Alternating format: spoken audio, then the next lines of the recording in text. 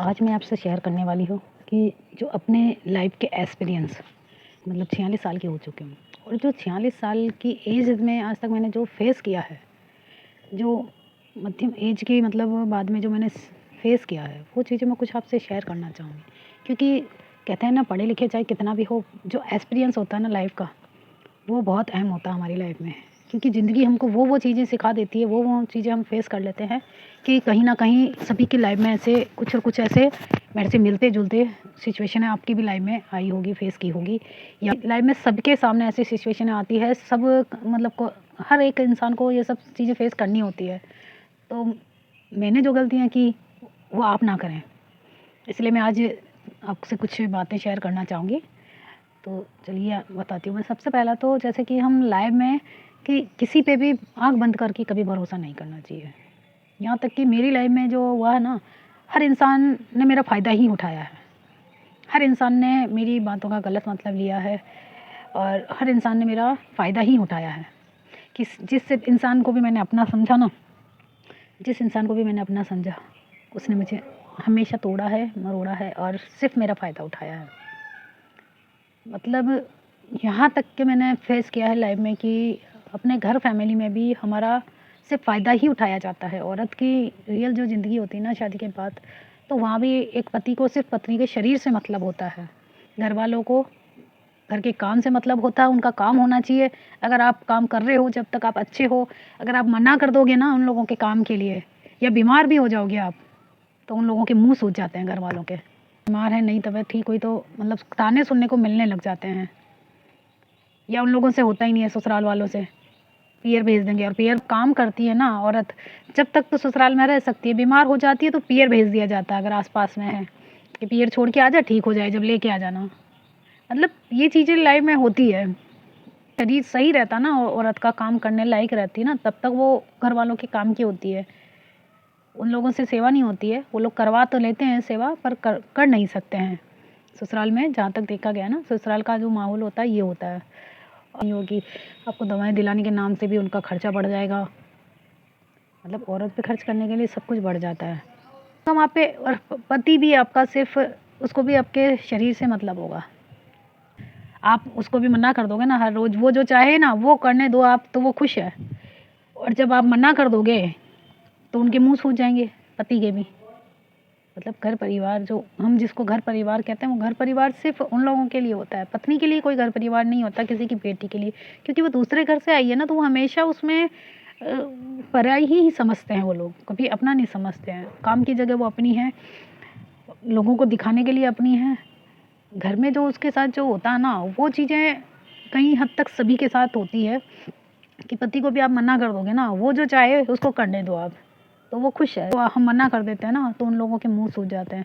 खाना नहीं खाएंगे, गुस्सा निकालेंगे, पत्नी पे गुस्सा निकालेंगे, चाहे उसकी तबीयत ठीक हो या नहीं हो, पर उसको उन चीज़ों से मतलब होता है। सिर्फ शारीरिक संबंध, जो कि उनको ज़रूरत उनको पूरी करनी है। क्योंकि पत्नी को लेके ही इसलिए आए हैं हम, तो अपनी ज़रूरत पूरी करने के लिए है ही वो एक ज़रूरत पूरी करने का सामान।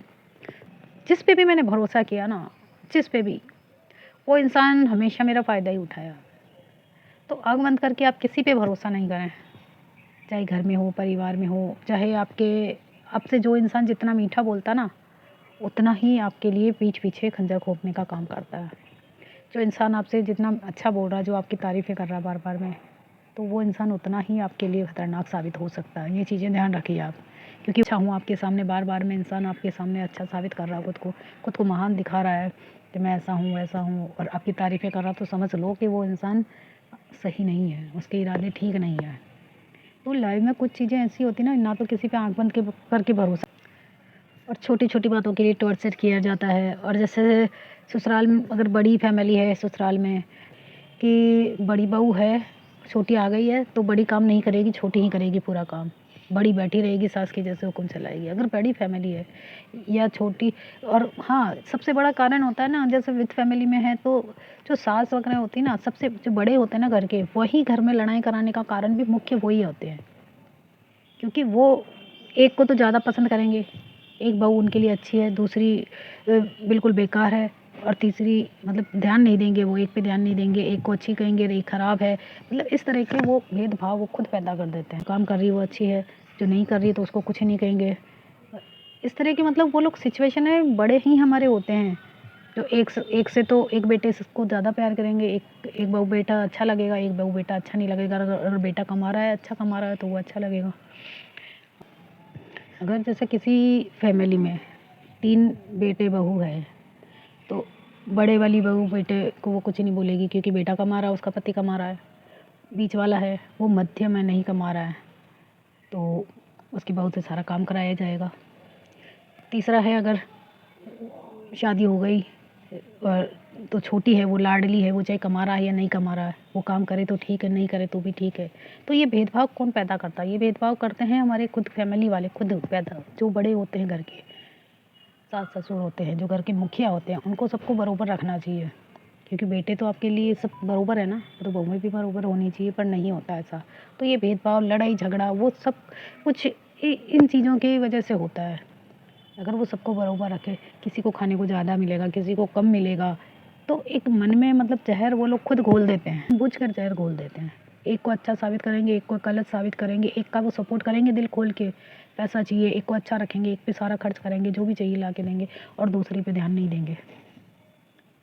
मतलब एक को तो सर पे बिठा लेंगे और एक को नौकरानी समझेंगे। तो ये भेदभाव की वजह से लड़ाई झगड़े का कारण होता है घर में, जो भेदभाव और टेंशन है, और फिर बच्चे हो जाते हैं तो बच्चों के में भी वो लोग इस तरह से करते हैं, बच्चों में भी भेदभाव करते हैं, एक के बच्चे को रखेंगे, दूसरे के बच्चे को रखेंगे नहीं।